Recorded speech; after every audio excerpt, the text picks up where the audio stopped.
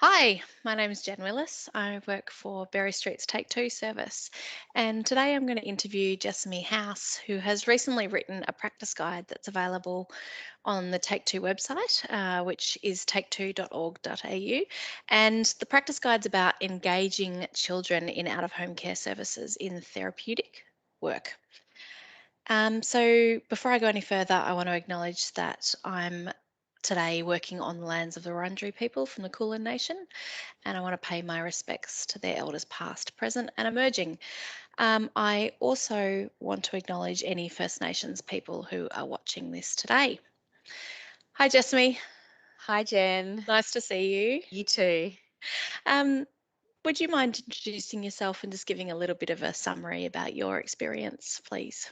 Yeah, sure, no problems. So I'm one of the clinical practice development consultants in Take Two's clinical practice development team. So our function is really to support the professional development of staff within our program, but also to have a think about the professional development needs of the sector more broadly, particularly around those that provide services to kids and families who have experienced trauma.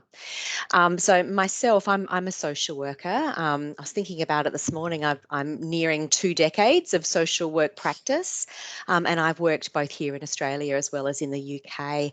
And my positions have mainly involved, program management, but also practice leadership.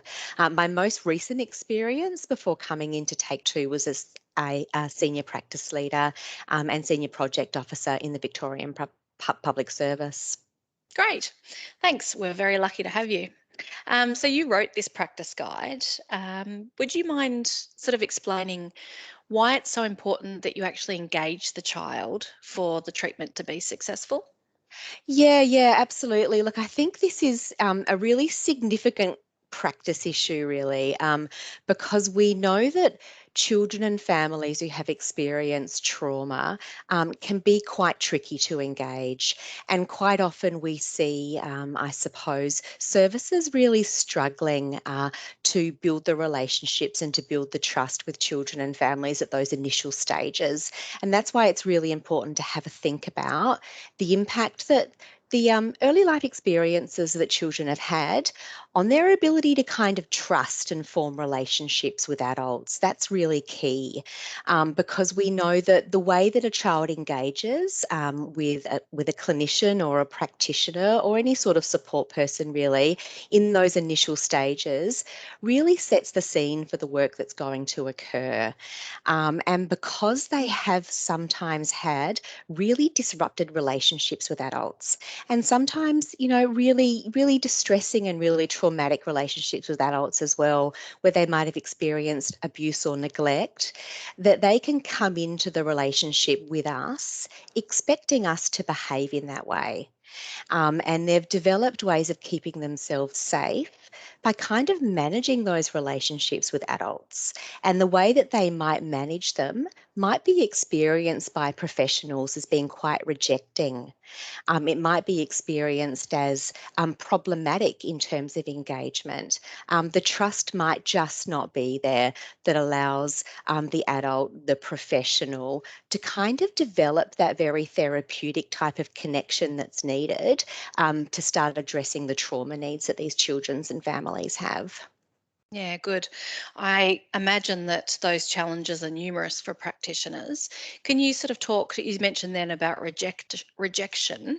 What are some of the other challenges that those practitioners might feel or face? Yeah, sure. Well, look, I suppose because of the nature of early life trauma and the sort of disruption that's happened to those relationships with adults, we sometimes see children kind of at an earlier stage of development than what their age might indicate.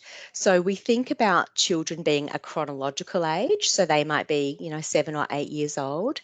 But because of their experiences, in many ways, they might actually be functioning as a much younger child.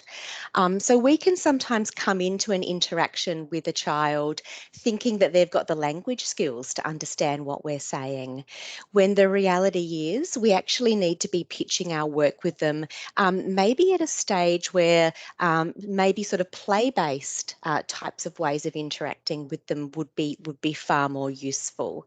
And we also know that some of these kids, they become very stressed very easily. You know, their systems become really overwhelmed because they're constantly living in survival mode. So because of that, we want to kind of design our interactions with them very intentionally. We want to have things available to them that they can use to keep themselves feeling kind of calm. And when we've got them in that calm space, we're more likely to be able to connect with them and start doing the work with them that we want to really. Are there ways that you might notice when a child doesn't yet feel calm or feel safe with you as the practitioner? Oh, yeah, absolutely. I guess it's useful to think about this in terms of, what we sometimes think about being those sorts of survival instincts. I'm sure many people would have heard of this idea of fight, flight, or freeze. And I suppose for children that are coming into the relationship with you, kind of expecting you to maybe behave in the way that adults have behaved before around them, they might be really primed to notice the signs in your behavior that you're a risk to them.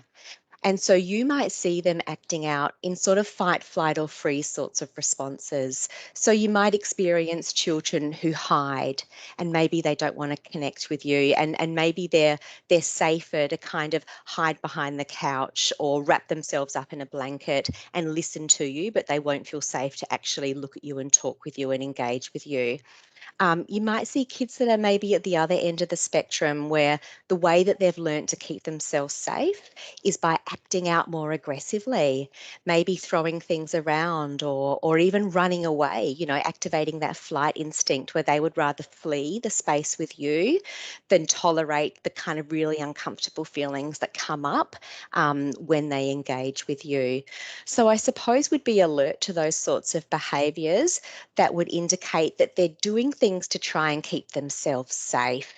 And they might be withdrawal types of behaviours, or they might be behaviours that are at the other end of the spectrum that are really around kind of acting out and being more sort of angry and aggressive. Yeah, yeah.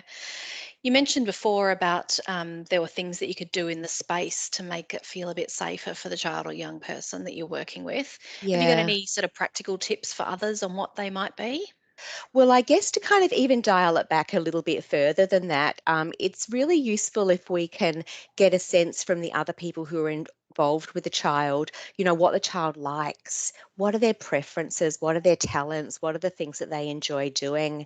And we want to make sure that when we're meeting with them, we're providing them with those types of activities, that we have games in the rooms, that we have drawing material, that we maybe have, a space where they can build a cubby house and they can sit in there until they feel safe to come out.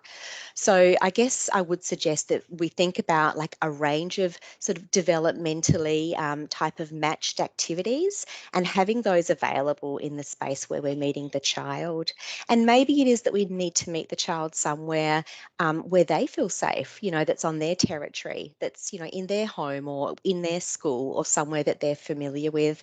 And having people with the child there that they trust, Yeah. so that they can, have that person to turn to as a secure base, but also we can interact with that person and demonstrate that we're trustworthy and the child can observe that.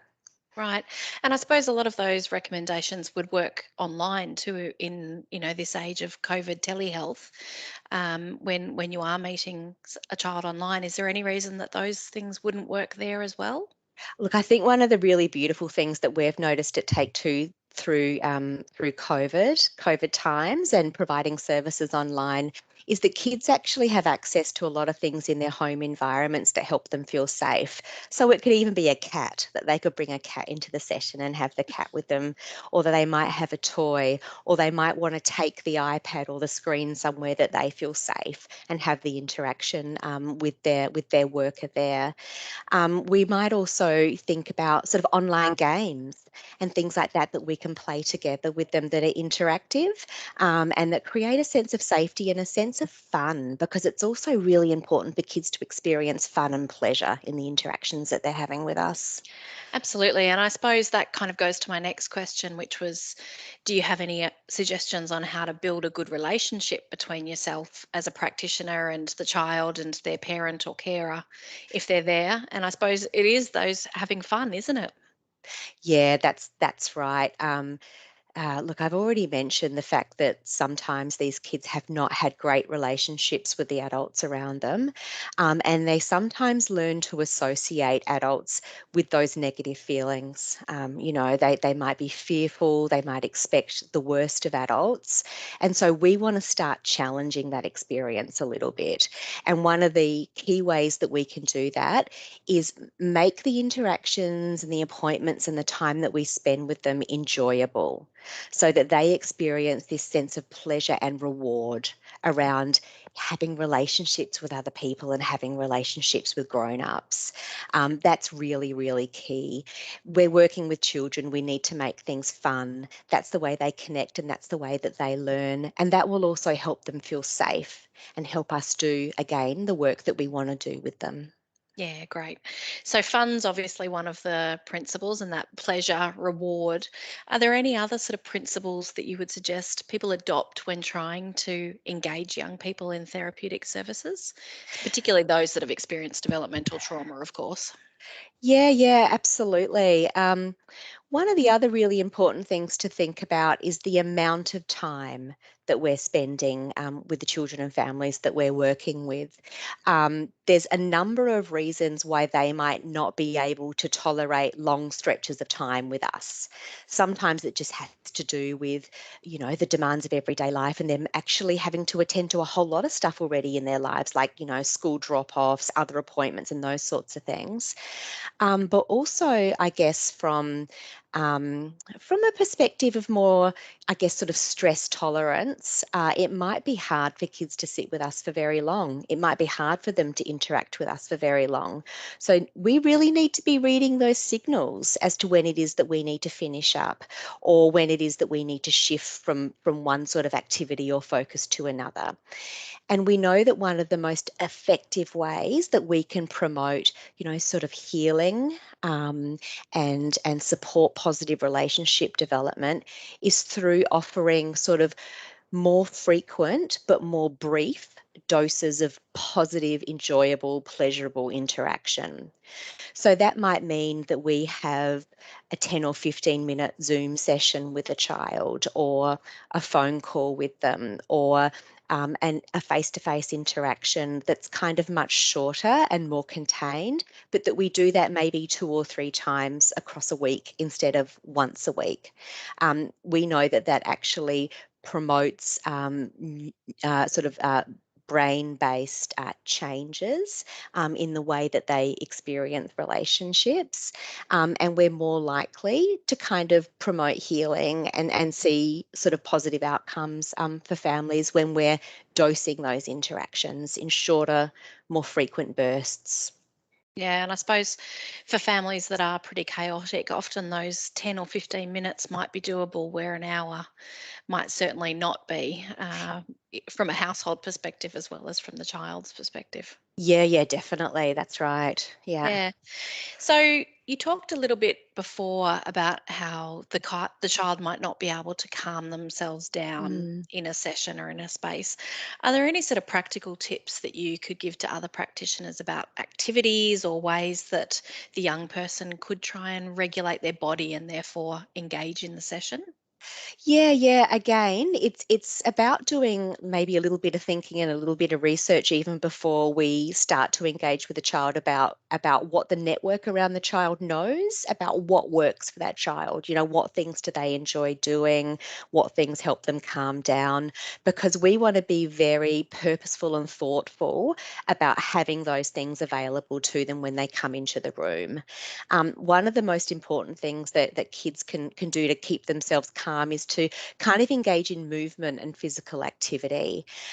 So again, we might want to have some activities where we're throwing a ball around or, pushing a toy or a piece of furniture around the room. So maybe it is that we have the child help set the room up. Where do they want to sit? Where do they want to put their chair? And to put their chair in the spot where they want it. Or have an activity ready for them, ready to go on the ground, like blocks or some other sort of activity that they enjoy doing. Maybe it is that we choose to have a walk with them while we're talking with them rather than sitting still, because that might be something that helps them regulate their breathing and their heartbeat and all of those things that when they're stressed kind of come out of homeostasis and become a bit dysregulated. So their heartbeat might speed up and their breathing might speed up and they might feel a bit stressed. So we want to do things to help them kind of manage those responses, which are often physical activities. Yeah, fantastic. I've certainly heard some great examples working in Take Two of clinicians that are kicking footies with kids as part of the Yeah. session, or playing with sand trays or with Play Doh, or getting their hands in things, or bouncing on something at the same time. And it's not what you think of traditional therapy, but it certainly seems to work. Yeah, yeah. I know that, things like fiddle toys and things have become enormously popular just kind of in mainstream kid culture. But those sorts of activities actually have, quite a strong evidence base as being, things that help with regulation and things that help us concentrate. So we can absolutely bring those things into the therapeutic space. Yeah, and I know certainly from listening to the clinicians like you speaking that once the child is regulated, then they're much easier. They have much easier access to the parts of their brain to process these, big issues that are happening in their lives and the hurt that they're feeling. If they're in that Yeah. state of survival, it's pretty hard to think about those things, isn't it? Yeah, yeah, that's exactly right. That's exactly right. And even through our interactions with them, we can expect them to come in and out of that kind of thinking space. And so while it is that we might want to set up some of these activities at the beginning of the session, we might have to also be using them throughout our interaction with them and kind of monitoring them and reading their nonverbal cues so that we know when it is that we might need to be saying, hey, let's have a bounce up and down on that ball that you're sitting on at the moment. How does that feel? So yeah, we want to think about again dosing those things throughout our interactions. Yeah, Yeah, fantastic advice. Thank you, Jessamy. that's okay. For anyone that wants a bit more detail about this, there is the practice guide, as I said, on the website, and I'll link to that below in the video. There's also a tool in there that will help you sort of plan out your interactions with young people and how to engage them better in their therapeutic sessions. Yeah, great. Thanks for your time, and I'll speak to you sometime soon. Yeah, no problems. Thanks, Jen. Yeah. Bye bye.